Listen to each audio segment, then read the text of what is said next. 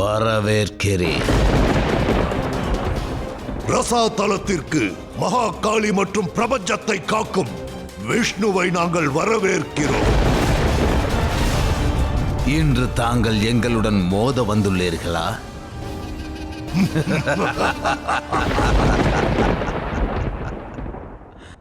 மதுவையும் கேடவனையும் தடுக்க என்னதான் வழி உள்ளதோ?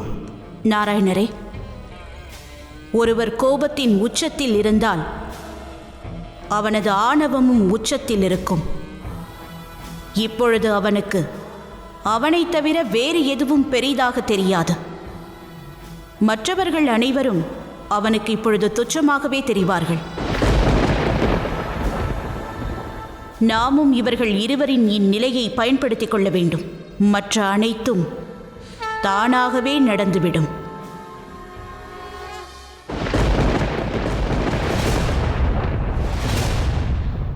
நாங்கள் இருவரும் தங்களிடம் யுத்தம் புரிய வரவில்லை. நீங்கள் இருவரும் மாபெரும் பலசாலிகள். ஆனால் தாங்கள் இருவருமே அசுரர்கள் என்பதை மறுக்க இயலாது அல்லவா?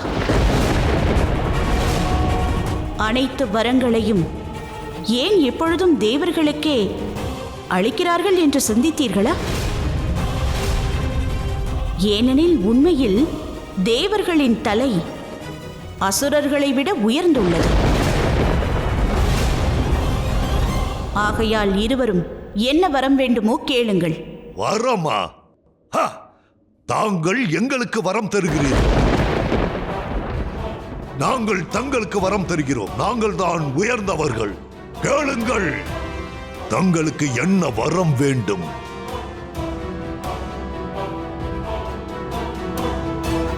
ஆகட்டும்.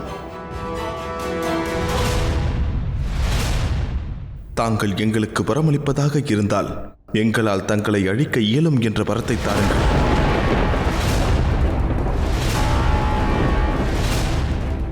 ஆகட்டும், நாங்கள் உங்களுக்கு வரமளிக்கிறோம். உங்களால் எங்களை அழிக்க இயலும். ஆனால் அதில் ஒரு சிறிய கட்டுப்பாடு உள்ளது. எங்களை உங்களால் நிலத்தில் கொல்ல முடியாது. எங்களது மரணமானது ஜலத்திலும் வாயுவிலும் நிகழக்கூடாது.